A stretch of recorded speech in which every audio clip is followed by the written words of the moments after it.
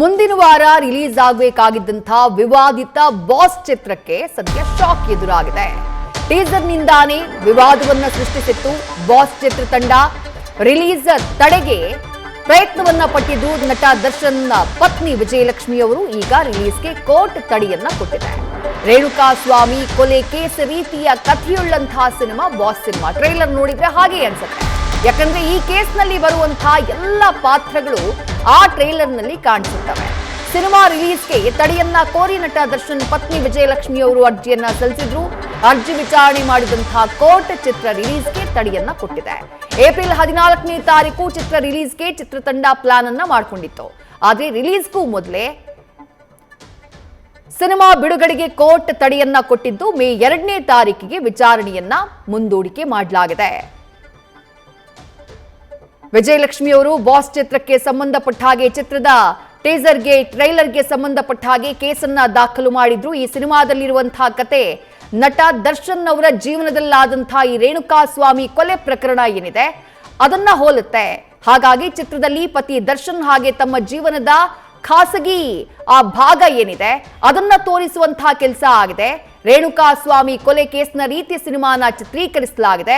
ಪರೋಕ್ಷವಾಗಿ ನಮ್ಮ ಕುಟುಂಬಕ್ಕೆ ಸಂಬಂಧಪಟ್ಟಂತಹ ವಿಚಾರಗಳನ್ನ ಈ ಸಿನಿಮಾದಲ್ಲಿ ಪ್ರಸ್ತಾಪ ಮಾಡಿದ್ದಾರೆ ಅಂತ ಹೇಳಿ ರೇಣುಕಾ ಸ್ವಾಮಿ ಪ್ರಕರಣ ಈಗಾಗಲೇ ವಿಚಾರಣಾ ಹಂತದಲ್ಲಿದೆ. ಈ ವೇಳೆ ಸಿನಿಮಾ ರಿಲೀಸ್ ಆಗ್ಬಿಟ್ರೆ ನಮ್ಮ ಕುಟುಂಬಕ್ಕೆ ಧಕ್ಕೆಯಾಗುವಂತಹ ಸಾಧ್ಯತೆ ಇರುತ್ತೆ ಅಂತ ಹೇಳಿ ಅರ್ಜಿಯನ್ನ ಸಲ್ಲಿಸಿರ್ತಾರೆ ನಟ ದರ್ಶನ್ ಅವರ ಪತ್ನಿ ವಿಜಯಲಕ್ಷ್ಮಿ ಅವರು. ಆ ಅರ್ಜಿಯ ವಿಚಾರಣೆಯನ್ನ ನಡೆಸಿದಂತಹ ನ್ಯಾಯಾಲಯ ಈಗ ಚಿತ್ರದ ಬಿಡುಗಡೆಗೆ ತಡೆಯನ್ನ ಕೊಟ್ಟಿದೆ. ಚಿತ್ರದ ಪ್ರಚಾರ, ರಿಲೀಸ್, ಹಂಚಿಕೆ, OTT ಸ್ಟ್ರೀಮಿಂಗ್, ಮಾಧ್ಯಮಗೋಷ್ಠಿ, ಸಂದರ್ಶನ, ಪೋಸ್ಟರ್, ಟೀಸರ್ ಏನನ್ನೂ ಕೂಡ ಬಿಡುಗಡೆ ಮಾಡುವಂತಿಲ್ಲ. 17ನೇ ಸಿಟಿ ಸಿವಿಲ್ ಕೋರ್ಟ್ನ ನ್ಯಾಯಾಧೀಶರಾಗಿರುವಂತಹ ಎಂ ಅನಿತಾ ಈ ಆದೇಶವನ್ನು ಹೊರಡಿಸಿದ್ದಾರೆ. ಮುಂದಿನ ವಿಚಾರಣೆಯವರೆಗೂ ಇದ್ಯಾವುದನ್ನೂ ಕೂಡ ಮಾಡುವ ಹಾಗಿಲ್ಲ ಅಂತ ಹೇಳಿ ಆದೇಶವನ್ನ ಹೊರಡಿಸಲಾಗಿದೆ. ಮತ್ತಷ್ಟು ಡೀಟೇಲ್ಸ್ ನಮ್ಮ ಪ್ರತಿನಿಧಿ ಸಂದೇಶ್ ನೀಡ್ತಾ ಹೋಗ್ತಾರೆ. ಸಂದೇಶ್, ಬಾಸ್ ಸಿನಿಮಾದ ಟ್ರೇಲರ್ ರಿಲೀಸ್ ಆದಂತಹ ಸಂದರ್ಭದಲ್ಲೇ ಎಲ್ರಿಗೂ ಭಾಸ ಆಗಿದ್ ಒಂದೇ, ಇದು ರೇಣುಕಾ ಸ್ವಾಮಿ ಕೊಲೆ ಪ್ರಕರಣವನ್ನ ಹೋಲುತ್ತೆ ಅನ್ನೋದು. ಅದರ ವಿರುದ್ಧ ವಿಜಯಲಕ್ಷ್ಮಿ ಅವರು ಕೋರ್ಟ್ಗೂ ಕೂಡ ಹೋಗಿದ್ರು. ಈಗ ಸಿನಿಮಾಗೆ ತಾತ್ಕಾಲಿಕವಾಗಿ ತಡೆಯನ್ನ ತರುವಲ್ಲಿ ಯಶಸ್ವಿಯಾಗಿದ್ದಾರೆ. ಕೋರ್ಟ್ನಲ್ಲಿ ಈ ಪ್ರಕರಣಕ್ಕೆ ಸಂಬಂಧಪಟ್ಟ ಹಾಗೆ ಆದಂತಹ ವಾದ ಪ್ರತಿವಾದವನ್ನ ವಿವರಿಸಬಹುದಾ ಅಂತ ಹೇಳಿ. ವಿದೇಶಿ ಇಲ್ಲಿ ಬಾಸ್ ಸಿನಿಮಾದ ಒಂದು ಟೀಸರ್ ಏನ್ ಬಿಡುಗಡೆ ಆಗಿತ್ತು, ಬಿಡುಗಡೆ ಆದಂತ ಸಂದರ್ಭದಲ್ಲೂ ಕೂಡ ಸಾಕಷ್ಟು ವಿವಾದ ಸೃಷ್ಟಿಯಾಗಿತ್ತು. ಅಂದ್ರೆ ಇಲ್ಲಿ ಪ್ರಮುಖವಾಗಿ ಆ ಒಂದು ಬಾಸ್ ಸಿನಿಮಾದ ಟ್ರೈಲರ್ ಏನಿದೆ ಇದು ರೇಣುಕಾ ಸ್ವಾಮಿ ಕೊಲೆ ಕೇಸ್ ರೀತಿಯ ಒಂದು ಕಥಾಹಂದರದ ಸಿನಿಮಾ ಅನ್ನೋದು ಈ ಟ್ರೈಲರ್ ನೋಡಿದ್ರೆ ಓವರ್ ಆಲ್ ಆಗಿ ಗೊತ್ತಾಗ್ತಾ ಇತ್ತು. ಹಾಗಾಗಿ ಈ ಒಂದು ಸಿನಿಮಾ ರಿಲೀಸ್ಗೆ ತಡೆ ಕೋರಿ ದರ್ಶನ್ ಪತ್ನಿ ವಿಜಯಲಕ್ಷ್ಮಿ ಅವರು ಒಂದು ಅರ್ಜಿಯನ್ನ ಸಲ್ಲಿಸಿರ್ತಾರೆ. 17ನೇ ಸಿಟಿ ಸಿವಿಲ್ ಕೋರ್ಟ್ ನ್ಯಾಯಾಲಯಕ್ಕೆ ಒಂದು ಅರ್ಜಿಯನ್ನ ಕೂಡ ಸಲ್ಲಿಕೆ ಮಾಡಲಾಗಿತ್ತು. ಈ ಅರ್ಜಿ ಸಲ್ಲಿಕೆ ಮಾಡಿದಂತ ಸಂದರ್ಭದಲ್ಲಿ ಪ್ರಮುಖವಾಗಿ ದರ್ಶನ್ ಪತ್ನಿ ಪರವಾಗಿರುವಂತಹ ವಕೀಲರು ಕೂಡ ಪ್ರಮುಖವಾಗಿ ವಾದವನ್ನ ಮಂಡಿಸ್ತಾ ಹೋಗ್ತಾರೆ. ನೀವು ಮೇಲ್ನೋಟಕ್ಕೆ ಈ ಒಂದು ಟ್ರೇಸರ್ ಅನ್ನ ನೋಡ್ತಾ ಇದ್ರೆ ಅಥವಾ ಟೀಸರ್ ಅನ್ನ ನೋಡ್ತಾ ಇದ್ರೆ ದರ್ಶನ್ ಮತ್ತೆ ಅವರ ಒಂದು ಖಾಸಗಿ ಜೀವನಕ್ಕೆ ಸಂಬಂಧಪಟ್ಟಂತ ವಿಚಾರಗಳನ್ನ ಇಲ್ಲಿ ಪ್ರಮುಖವಾಗಿ ಮೆನ್ಷನ್ ಮಾಡಿದ್ದಾರೆ. ಜೊತೆಗೆ ರೇಣುಕಾ ಸ್ವಾಮಿ ಕೊಲೆ ಪ್ರಕರಣ ಏನಿದೆ ಇದು ಟ್ರಯಲ್ ಹಂತದಲ್ಲಿ ಇದ್ರೂ ಕೂಡ ಈ ಒಂದು ಹಂದರವನ್ನ ಇಟ್ಕೊಂಡು ಅಥವಾ ಈ ಲೈನ್ ಅನ್ನ ಇಟ್ಕೊಂಡು ಇವರು ಟೀಸರ್ ಅನ್ನ ಬಿಡುಗಡೆ ಮಾಡಿರೋದ್ರಿಂದ ಎಲ್ಲ ಒಂದ್ ಕಡೆ ಅವರ ಕುಟುಂಬಕ್ಕೆ ಸಂಬಂಧಿಸಿದಂತಹ ವಿಚಾರಗಳನ್ನ ಕೂಡ ಪ್ರಸ್ತಾಪವನ್ನ ಮಾಡ್ತಾರೆ. ಹಾಗಾಗಿ ಈ ಒಂದು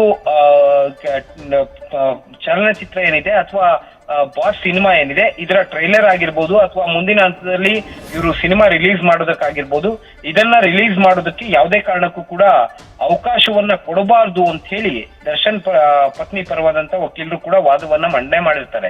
ಇಲ್ಲಿ ಪ್ರಮುಖವಾಗಿರುವಂತದ್ದು ಈ ಸಿನಿಮಾಗೆ ತಡೆ ಕೊಡಬೇಕು, ಜೊತೆಗೆ ಸಿನಿಮಾ ಪ್ರಚಾರ, ಬಿಡುಗಡೆ, ಹಂಚಿಕೆ ಹಾಗೆ OTT ಸ್ಟ್ರೀಮಿಂಗಿಗೆ ಯಾವುದೇ ರೀತಿಯ ಒಂದು ಹಂಚಿಕೆಯನ್ನ ಇವರು ಮಾಡಬಾರ್ದು. ಜೊತೆಗೆ ಈ ಮಾಧ್ಯಮಗೋಷ್ಠಿಗಳನ್ನ ಅಥವಾ ಸುದ್ದಿಗೋಷ್ಠಿಗಳನ್ನ ಜೊತೆಗೆ ಸಂದರ್ಶನಗಳನ್ನ ಏನ್ ಕೊಡ್ತಾರೆ ಅದಕ್ಕೂ ಕೂಡ ತಡೆಯನ್ನ ಕೊಡಬೇಕು. ಅದ್ಯಾವುದನ್ನು ಕೂಡ ಬಿಡುಗಡೆ ಆಗೋದಕ್ಕೆ ಬಿಡಬಾರ್ದು. ಬಿಕಾಸ್ ಈ ಒಂದು ಪ್ರಕರಣದ ಟ್ರಯಲ್ ಇನ್ನೂ ಕೂಡ ನಡೀತಾ ಇರೋದ್ರಿಂದ, ಜೊತೆಗೆ ಕೋರ್ಟ್ ನಲ್ಲಿ ಈ ಒಂದು ಪ್ರಕರಣದ ಟ್ರಯಲ್ ಇರೋದ್ರಿಂದ ಇದಕ್ಕೆ ಸ್ಟೇ ಕೊಡಬೇಕು ಅಂತ ಈಗಾಗಲೇ ಒಂದು ಅರ್ಜಿಯನ್ನ ಏನ್ ಸಲ್ಲಿಕೆ ಮಾಡಿದ್ರು ಆ ಅರ್ಜಿಗೆ ಸಂಬಂಧಪಟ್ಟಂತೆ ಸದ್ಯ ಇನ್ನೂ ಕೂಡ ಅರ್ಜಿಯ ವಿಚಾರಣಾ ಹಂತದಲ್ಲಿ ಇರೋದ್ರಿಂದ ಈಗ ಮಧ್ಯಂತರ ಒಂದು ಆದೇಶವನ್ನ ನೀಡಲಾಗಿದೆ. ಅಂದ್ರೆ ಪ್ರಮುಖವಾಗಿರುವಂತದ್ದು ಈ ಕೇಸ್ಗೆ ಸಂಬಂಧಪಟ್ಟಂತೆ ಅಥವಾ ಈ ಒಂದು ಬಾಸ್ ಚಲನಚಿತ್ರಕ್ಕೆ ಸಂಬಂಧಪಟ್ಟಂತೆ ಯಾವುದೇ ರೀತಿಯ ಅಥವಾ ಸಿನಿಮಾ ರಿಲೀಸ್ಗಾಗಿರ್ಬೋದು ಅಥವಾ ಯಾವುದೇ ರೀತಿಯ ಸಂದರ್ಶನಕ್ಕಾಗಿರ್ಬೋದು, ಪ್ರಮೋಷನ್ಗಾಗಿರ್ಬೋದು ಯಾವುದು ಕೂಡ ಮಾಡಬಾರ್ದು ಅಂತ ಹೇಳಿ ಆ ಸಿನಿಮಾಗೆ ಒಟ್ಟು ತಡೆಯನ್ನ ನೀಡಿ ಈಗ 17ನೇ ಸಿಟಿ ಸಿವಿಲ್ ಕೋರ್ಟ್ ಆದೇಶವನ್ನ ಅಂದ್ರೆ ಮಧ್ಯಂತರ ಆದೇಶವನ್ನ ನೀಡಿರೋದ್ರಿಂದ